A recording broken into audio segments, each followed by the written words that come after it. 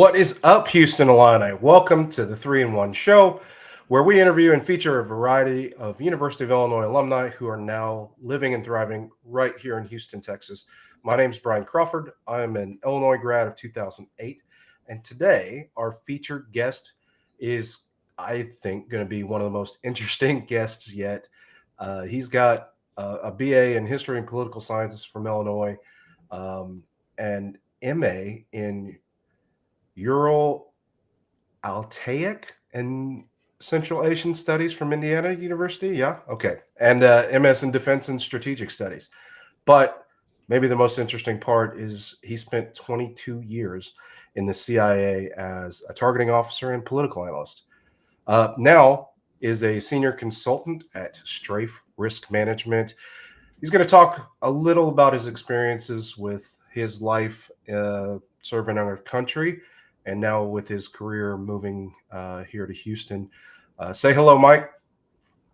Hey, Brian, how are you? I'm excellent. Okay, so real quickly, before we get started, reminder on how the show works. At halftime of any Illini sporting event, you may remember the halftime performance by the Marching Illini. It's broken down into three distinct parts called the 3-in-1, ending in the Illinois alma mater, and our show is called the 3-in-1 show to honor that tradition. So we'll also break our show up into three parts as well. We're going to talk to our guest about how they chose the University of Illinois, what was their experience like when they were there, and now, what's been their career path and what's brought them to Houston.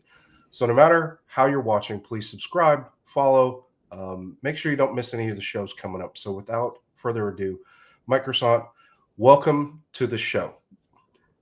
Thanks, Brian. Glad to be here. I did find a really special note before we get started that I wanted to read here on the air. If you don't mind, it's the note that was given to you with the recommendation medal or commendation medal by the CIA.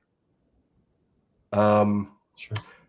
Mike Croissant is hereby awarded the Career Commendation Medal in recognition of his 22 years of dedicated service to the Central Intelligence Agency and the United States of America from December 1999 to September 2021, serving in both the Directorate of Analysis as well as the Director of Operations.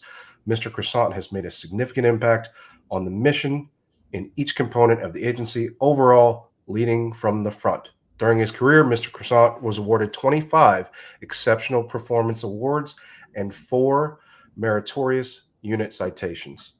So I am honored to have you here on our show today. And we're going to go back all the way back to, I think, the very beginning. But why don't you tell us a little bit about where you're from? On the pre-show, we talked about you being from a little small hometown in Illinois. That's right, Marseilles, Illinois, right off of Interstate 80 in the Illinois Valley.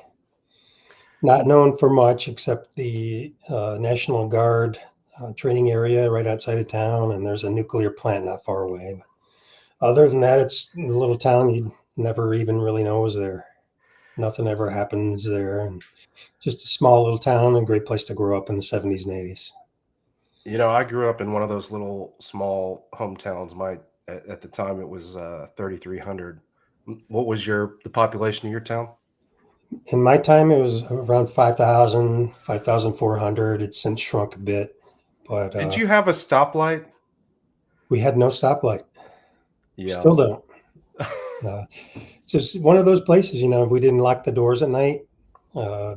Everybody knew everyone else for the most part.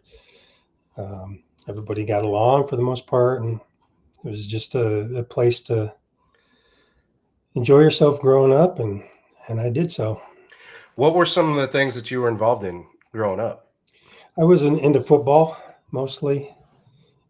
Tried my hand at baseball and basketball and wasn't really good, but in football I did pretty well.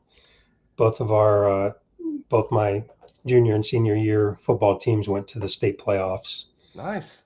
And then unfortunately our school closed, our high school closed the year after I graduated, and it was consolidated with the nearby town. So I was one of the very last Marseilles Panthers graduates. What is the school now? the high school that you're? The high school is now the elementary school for the whole town. Okay. Um, I always ask this decision to our guests. I'm curious if you might have known when you were growing up that this was the career path that you were interested in. I was always interested in aviation. Uh, my uncle, we'll talk about him later. He was a bombardier in the Army Air Forces in World War II. My dad was also a private pilot. I think I got my interest in aviation from them. And I wanted to go to a school where I could pursue that. I wanted to be an aeronautical engineer, though, as we'll, I'm sure, talk later, that didn't work out too well. But I was in Air Force ROTC at Illinois. Um, Ended up not pursuing that farther, but my interest in aviation is what propelled me into the university. So how then did you make that decision to attend Illinois versus anywhere else? I did pretty well in high school, though the pool of fellow classmates was small. I think our graduating class was 46, as I recall. So to be the valedictorian of such a small class, probably made me think I was a little smarter than I was. I didn't cast a very wide net for colleges. I applied to a couple service academies. I think I applied to Southern as well as Purdue, but Illinois was really the one I wanted to go to. And fortunately, I got in. So Started in the fall of 1989. now you're on campus at Champaign, ROTC. From what I heard, what else were you involved in? I was involved in doing things I probably shouldn't have been doing. I made what in retrospect was a mistake, roommating with one of my best friends in high school, and I did we that. weren't the best students, but I straightened my act up We studied a pretty lot of quickly, and cams. we did.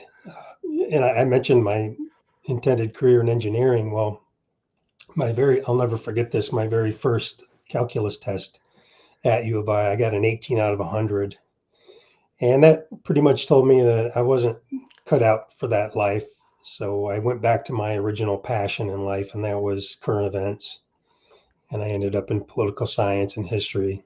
I always loved current events and history. So I found a new home there and turned it into eventually a career serving my country. So it was a good decision. I think your professor might have done you a favor by not pulling any punches on that test. Well, You know, I sorry, go ahead. in retrospect, I believe we're all given a gift that something that we're meant to do.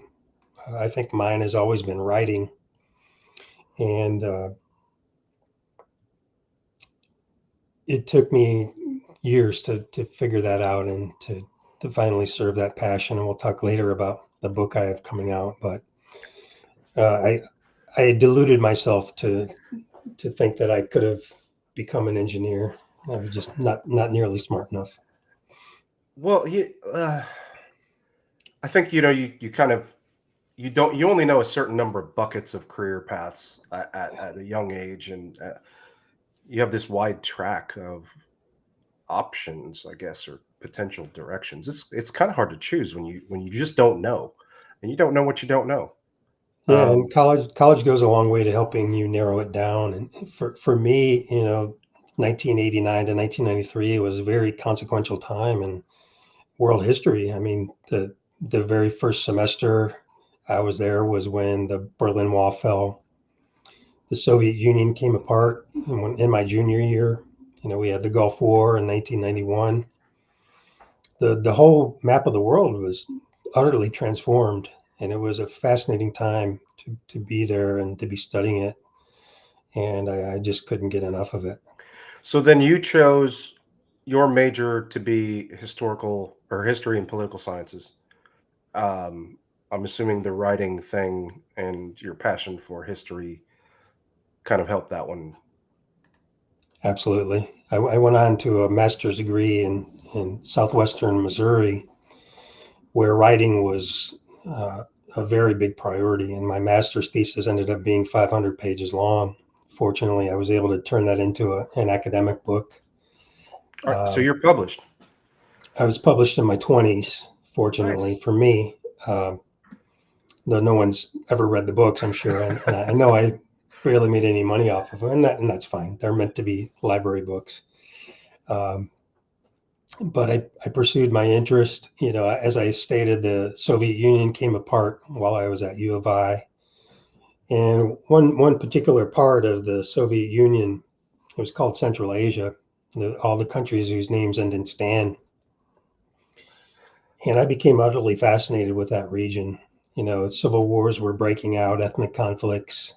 And there was a lot of talk about there becoming a new struggle for geopolitical power in this region between the Turks and the Iranians and the Russians and the United States.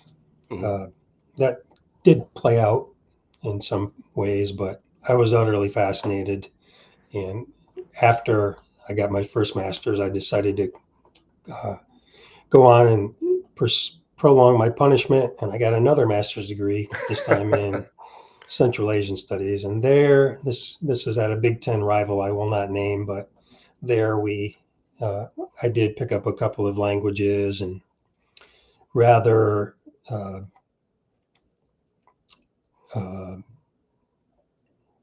specific, shall we say, knowledge about the cultures and the history of that part of the world. Luckily for me, at the very end of my master's program, the CIA came to campus recruiting. I went out and bought a nice pair of shoes, which I didn't own at the time, and I starched my shirt so much that it could have stood up on its own. And I get to the meeting. The first night is an informational meeting, not a one-on-one interview. Luckily, because I was allergic to the starch, and every orifice was leaking from my face. I'm sitting in the back, trying to dab it away, but the dang starch almost torpedoed my career. But luckily, the next day I landed a direct interview and apparently did okay because I was offered a job, and later that year I started. So all of the skills that I picked up at U of I immediately put to use. My background at U of I was mostly the Middle East. 9/11 happened just less than 2 years into my tenure at the CIA, and the languages that I studied, I put to direct use in the field. The knowledge of the cultures and backgrounds greatly helped me be a better analyst. And I was writing a lot for the President of the United States and for people in the administration, helping them make better decisions after 9/11. Well, it's one thing to study it, like starting at Illinois and then moving through the rest of your collegiate career, but then everything is ever changing. I guess is how much studying did you have to continue to do as you moved into the CIA? And we're moving forward into career life now, but it seems like an ever changing, ever studying system, an ecosystem. It is. And one of the things that I enjoyed the most and that I missed the most is the travel. The agency was very forward leaning and getting its people out into the field to learn and to make them better analysts. There are some categories of professions within the agency, of course, that go out into the field to do other things. But for me as an analyst, it was to gain ground truth and to, meet people of those cultures and speak to them in their language and learn more. I couldn't get enough of that. And I traveled all over Central Asia and many parts of the world. I think in the end, I visited some 30 countries. Wow. And this was a big deal. As a small town guy, we were very much of the lower middle class. It was a big deal for us to go to Chicago as a family. So, Yeah. At Illinois, I was in the model United Nations, and we went to New York City my senior year. That was like going to the moon. So you can imagine a rookie CIA analyst from Marseilles, Illinois, when your boss comes to your cubicle and says, this summer you're going to Uzbekistan, London, Azerbaijan, Republic of Georgia, blah, blah, blah. That you're going to Jupiter. So, Yeah. but I loved it. I ate it up, and every chance I got to travel, I did. And I ended up living actually in a couple of the countries as well. How many languages can you speak? Currently one, but at various points in my life, I studied 5 different languages, and I became fairly proficient in 2. But eventually, your brain just can't retain anymore and retain it very well when you're not using it all the time. And I definitely wasn't. So If you don't all of use that it, has you lose it. fallen away. Yeah. Now, did you intend to go into defense or one of the governmental agencies like when you were graduating from college? That was my wish. That was my wish. My mom tells a story about when I was young. I didn't want to go to bed until I had watched the international news at a very young age. So there was something in me that was always drawn to foreign affairs. So when I got to U of I and built my knowledge base and sort of refined the region of the world that I was interested in, that definitely propelled me. And the government doesn't always make wise decisions, but in my case, the CIA, when they hired me, they assigned me to the regions that I actually had a background in. And government does make sensible decisions sometimes. Okay, that was a And wise decision. Check. yeah, check. So I was there on 9/11, and my duties were to understand the political system of one of the countries that bordered on Afghanistan, and the day of 9/11, and for many, many weeks thereafter, I put all of those skills and knowledge to use. Talk to me about that day, if you can. Well, that day was the worst day of my life, without question. I was. It was not a typical day to begin with because just 2 days earlier, the leader of the anti-Taliban resistance in Afghanistan, Ahmed Shah Massoud, was assassinated by Al-Qaeda operatives. So for me, covering the region just north of Afghanistan, we were already in, this is not a normal thing going on kind of mode. We were trying to figure out what his assassination would mean, because at that time, the Taliban, which was the ruling force in Afghanistan, they were not yet in control of all of Afghanistan. Massoud and his forces were the only thing standing between the Taliban and the Taliban's total rule of Afghanistan. So fast forward to 9/11, it was the morning.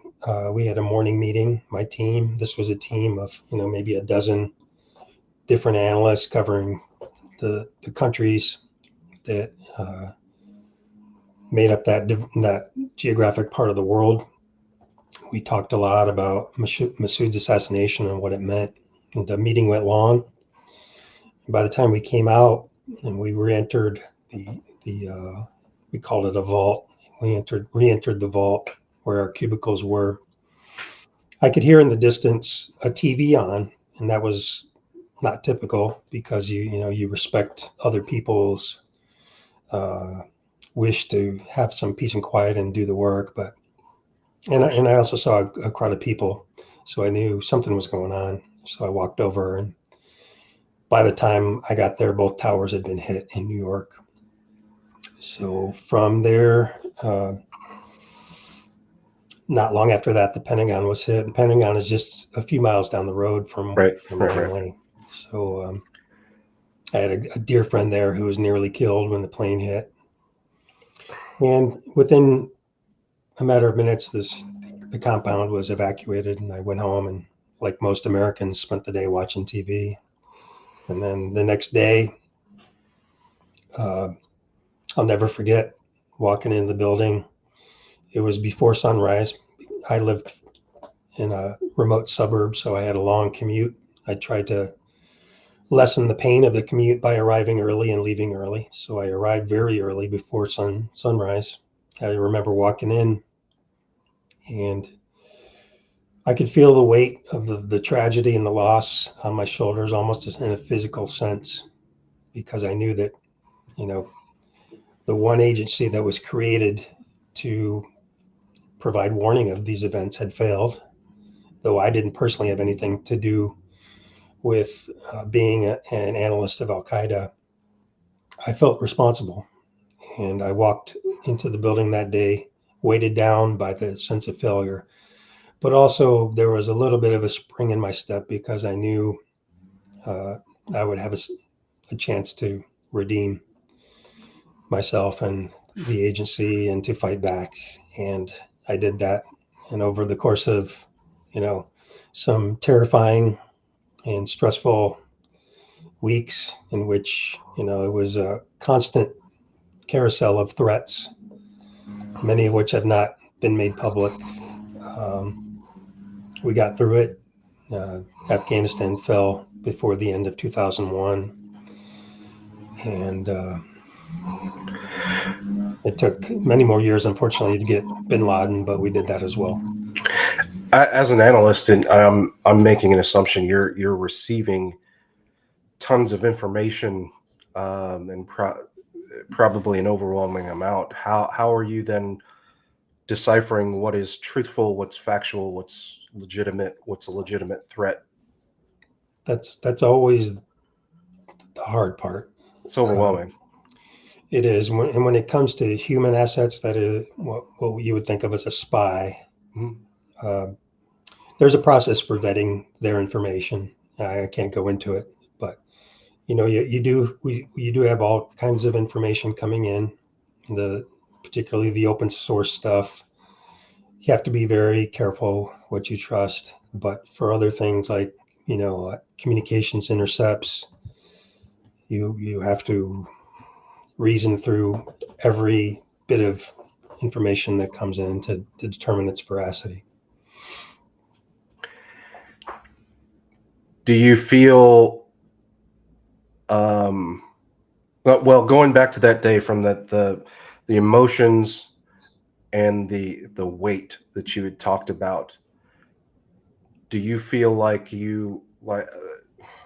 those feelings of heaviness and, I mean, really sadness, like, went away with the way things were handled after that?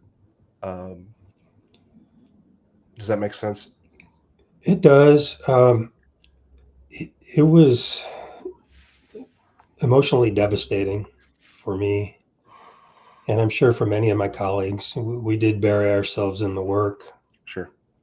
And I did do a couple of things in the weeks and months to follow that I may have nudged American policy into a different direction. I didn't do anything world changing, but I can look back with a bit of pride, that I was there, I did the work, and I nudged the giant freight train of American foreign policy maybe in a more healthy direction regarding Afghanistan. But overall, in even 20 plus years on, I still look back at that day with great sadness. And again, even though I wasn't an Al Qaeda analyst, I do still feel regret and some amount of responsibility. Maybe that's unfair to myself, but that's just the way I feel. It's something I'll probably never recover from. It was a fault line in my life. I look back. There is the pre 9/11 Mike Croissant and the post 9/11 Mike Croissant, and those two guys are very different. What do you feel like's different? Just, I think growing up where I grew up and going into the agency, I was still pretty innocent and naive about life. And then all of a sudden, in one day, all of our vulnerabilities are suddenly, brought to the fore with the whole world watching. And, the initial feeling was that perhaps as many as 20, 30, 40,000 people were killed just in New York alone. We learned later how effective the evacuation effort was. But still, never forget driving into work those mornings after, thinking that tens of thousands of Americans had died on my watch. It was almost crippling. But the work and my friends, my family are what got me through it. You have a different perspective than 99.99% of the American population. As you look back and reflect on that day, is there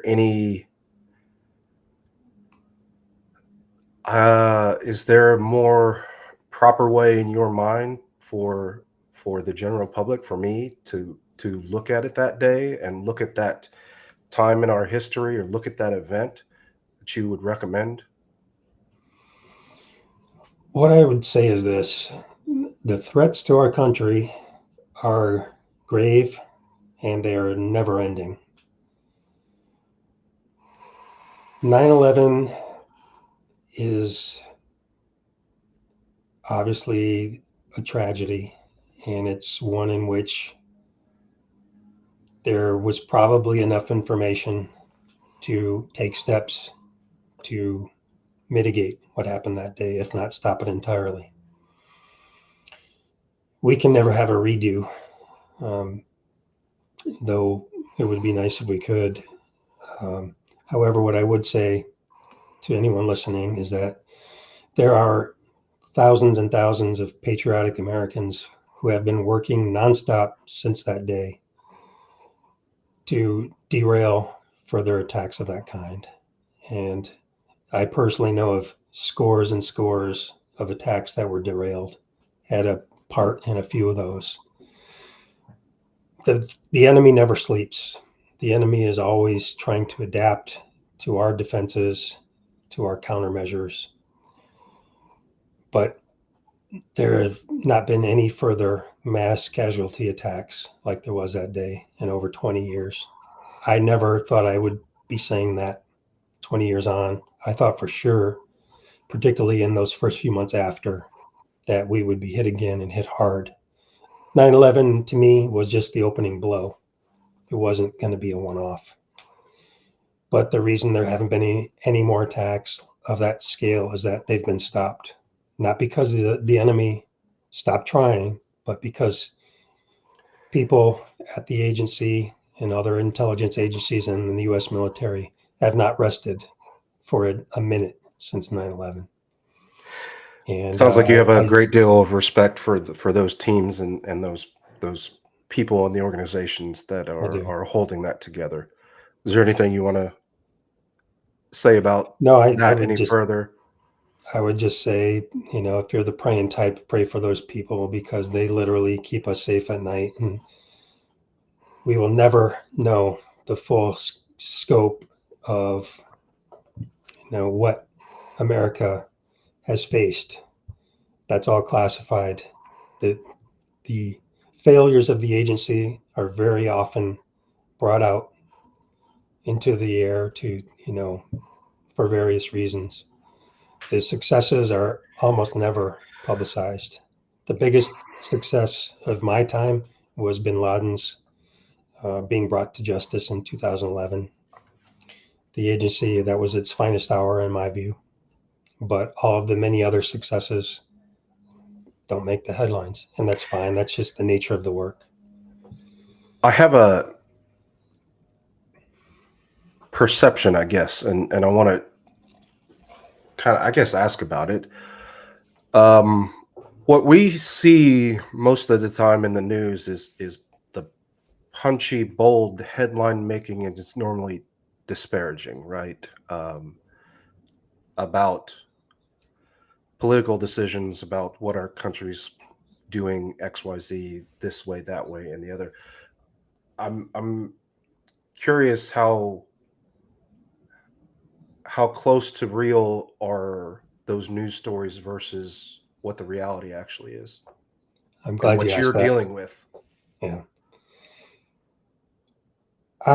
There were just a couple of occasions when things that I was directly involved in leaked, and or things that I had direct knowledge of that made it into the press, and they've never gotten it right. Anytime, in my experience, anytime something is leaked, it's because of someone's agenda, the leaker's agenda or the narrative's agenda. I have seen no cases that are popping into my head right now of something being truthfully told. The Bin Laden raid, again, is an exception for the most part, though some of the stuff that was in that movie, Zero Dark 30, about it was entirely made up. But in terms of the news cycle, if something comes on about the CIA or any intelligence agency, take it with a grain of salt, unfortunately. It's serving in someone's agenda. I had a sneaking suspicion you just don't know if you don't know. I want to close the chapter on you as a CIA officer, unless you had anything else to add about your time there, and I want to move you to Houston. That's what the show's about, right? So, talk to me about, I guess, your retirement from the CIA and then your decision to move here. Sure. Well, my career at the CIA intersected with the war in Afghanistan. There was no way to avoid it. From 9/11 until the day I walked out the door, I wanted, though I had been to Afghanistan, I wanted to serve there, and I wanted to serve my last year there. I had served in a war zone in the general neighborhood of Afghanistan, but I wanted to close out my career there. It was something I felt I needed to do. The first time I did a war zone tour, I left my family behind in Northern Virginia, and they didn't have a safety net. They didn't have a support network other than other agency families. For this last assignment, I wanted them to be near family. So we agreed that they would move to Houston, where my wife has a couple of sisters, just so she could have a support network. And also because we liked it here the few times we had visited.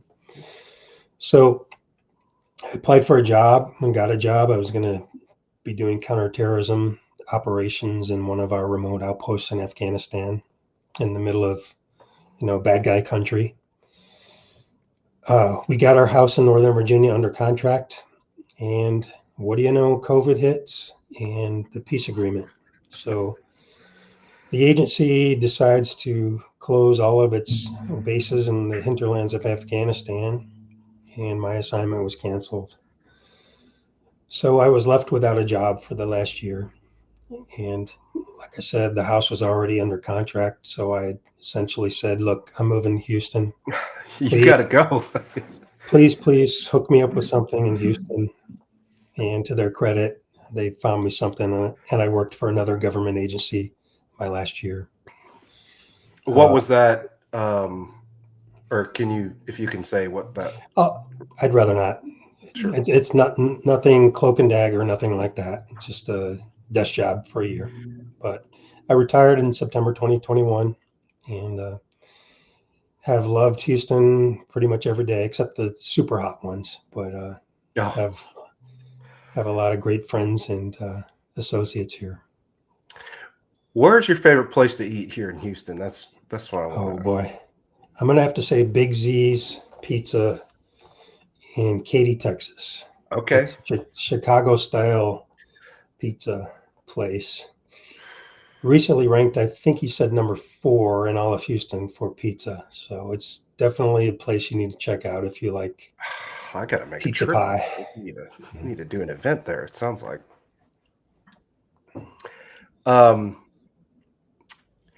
You've transitioned to another job, right?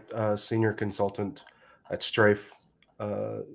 What kind of things are you doing now for them that have been paralleled in your previous career and led up to now? I do analysis of geopolitical events, geopolitical events, essentially. We So have a number Ryan, of clients overseas, businesses who need help thinking through the challenges that their companies face because of world events. So that's what I do. I help businesses navigate the complex realm of world events. boy, I can't think of a perfect person to fill that role. I bet Mike Well, Croissant. it's an adjustment. Yeah. Serving the U.S. national interest is often self-explanatory, especially when it's counterterrorism. Serving business interests it's been an adjustment. I'm not going to lie. I'm still finding my way with it, but it's good to be gainfully employed in semi-retirement. Well, speaking about some other forms of income, I know you have something going on. I'm going to transition us out of career talk. Um, I have a little something going on. Yeah, yeah, talk to me actually, about that. Something's happening next week. something happens next week. This book will be published. It's a very long story, but essentially, I became a massive World War II fanatic in the 2007 2008 timeframe. I had both my father and my uncle served in the war. My dad domestically and my uncle abroad. My uncle unfortunately made it through the war, 21 combat missions over Europe without a scratch. Oh, wow. On his way home, he was killed in a plane crash up in Wisconsin. So this was in September 1945. So needless to say, I never met him, but his death did destroy the family, especially my father, because they were very close. I got my dad talking about it at the end of his life.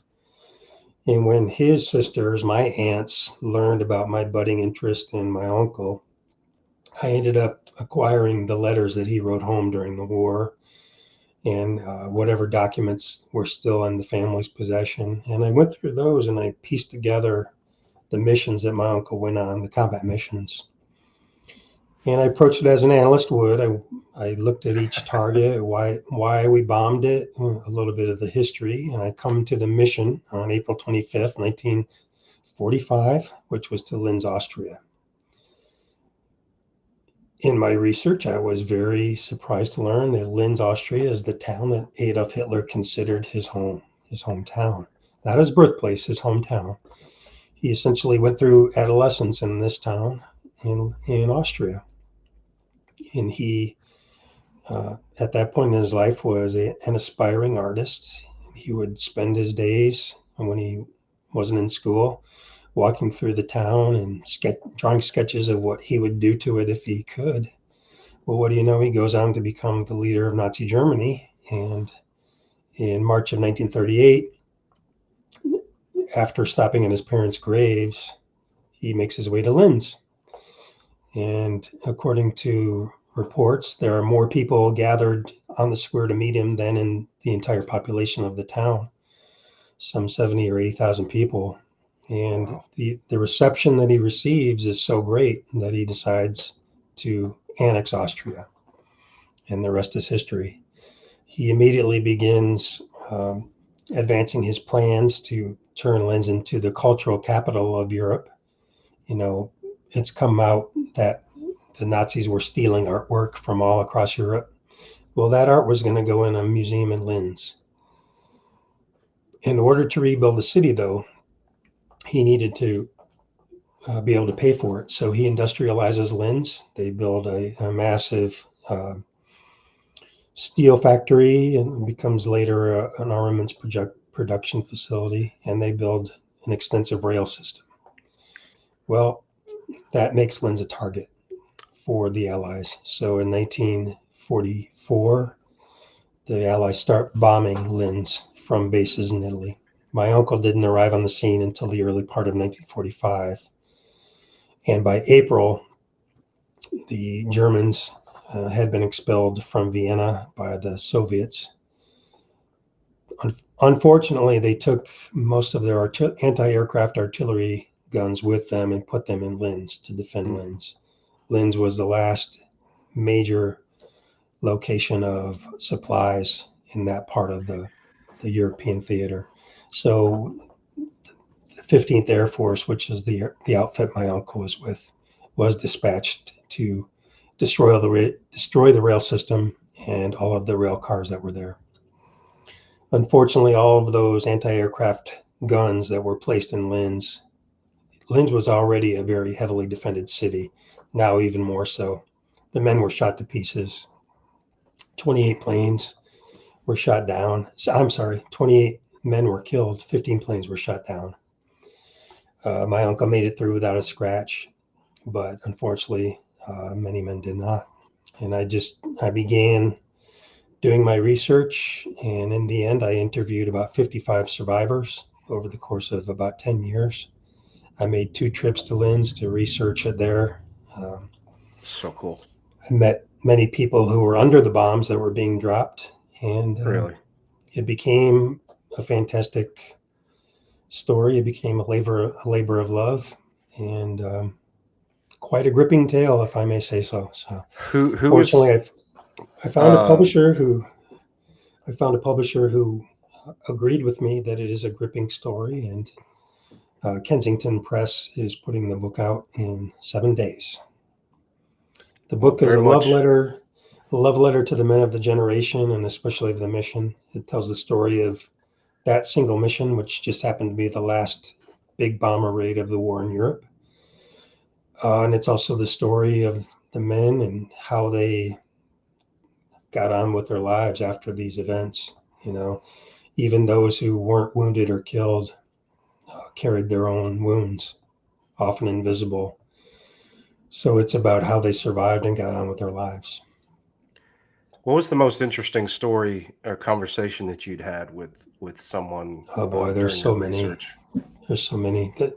I think the most tragic episode in the book is that of Dale Shabilsky. He was a young radio operator on a B-24 Liberator. He was very, very, very near the end of his combat tour, which was 35 missions. If you survived 35 trips, you could go home. He was on his 33rd. He knew the war was almost over. And he gets plugged into a crew that it wasn't his usual crew. So he was a little anxious with that. But they go up and drop their bombs. And Dale is a radio operator, and one of his jobs is to look and make sure the bombs had actually fallen out of the bomb bay. So he does that right as the shell explodes. It knocks him off of his feet. He's wounded in the head as well as the buttocks. The plane is heavily damaged. Another person is wounded as well. The pilot turns toward Hungary, which is now under the control of the Soviets, and they effect a crash landing. Hungarian partisans rush to the scene, and they take away the men who are healthy. They take the wounded tail gunner in one direction, and they take Dale in another direction. They prevail upon him to shed his American uniform and identity papers. He keeps his dog tags and his .45 pistol.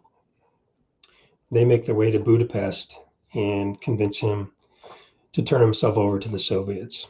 Well, Dale is a young, pale-skinned, blonde, blue-eyed boy from Omaha, Nebraska, and the Soviets think he's a German spy, and they torture him for days. Dale eventually prevails on them to return him to American military control, and he makes his way to Odessa in the Soviet Ukraine and is reunited there with his crew, and they make their way back to Italy by boat. Dale, needless to say, had a very traumatic experience at the end of the war and suffered for the rest of his life with nightmares and other things. I did interview him once, and I was given his memoir. He did start to talk about it late in his life. He passed away in 2014 at age 89. But it took great courage for Dale to tell a story, and I was glad that he shared it with me and that I'm now able to get it out to the world. That's just one story among many. There was one bomber crew that ended up in a concentration camp. There were crews that were shot at in their parachutes as they descended. It's just I wrote the book as if I was watching the events happen. So it's a very cinematic feeling account, and one that I think and I hope will not only grab the reader's attention, but pay an adequate tribute to the men who fought and bled for us. Well, it's interesting the way that you talk about it. It sounds like a History Channel documentary. Uh, I can see it in my head as you're talking through these stories. Did you document any of your research on film? I did some of it, particularly this stuff I did overseas. Just one example, I was in a museum in a small town in Austria looking through a binder of material, and there was a photograph of the tail section of one of the bombers that went down. And the museum director says, "I know where that is. Do you want to go out there?" And of course I said yes. So my guide and I got in the car and drove to this little village, which probably looks exactly the same way it does now as it did in 1945. My driver pulled over and started talking with a random guy by the side of the road, and he says, "Sure, I know where that is. I'll take you there." And within a minute or two, we were at the crash site. And one of the buildings that's visible in the background of the picture from 1945 is still there. There's a house on site. The family that lives there invited us in. They had that photo on their wall. The man that we ran into said, "You know what? I know a guy who saw it happen. I'm going to go get him. He still lives here." So he goes running, and within a few minutes, they come back together, and it's a man named Franz Kropik, who was 5 years old at the time. And there was no school that day. He saw the bomber come apart over his village, and he was the second one on scene. So he told us all about what he saw. And what do you know, right down the hill from the site is an abandoned home, and in the backyard of this structure there is one of the tires from the bomber. So I have a section of the tire that I cut off of it with a pocket knife. And this is just one tale among many I could tell about different adventures I went on to do justice to the story, both among the Americans and among the Austrians. I interviewed several Austrians, and their stories are in the book as well. As I'm talking to you, it's interesting because this is for me. I feel like it's a thematic element for you, like for your whole story. Is you're a collector of information and a data gatherer to then tell the story of what's actually happening, piecing it all together. And it's not that's a rare thing to be able to not only just put it together, but to then be able to tell it in a story form rather than just factual bullet points, if that makes sense. I've been really blessed. I've been really blessed. You know, it was very early in the process where I realized not only could I write a book about this, but I have to write a book about this. It was just that much of a, it was that clear to me that I had an untold story, a truly untold story.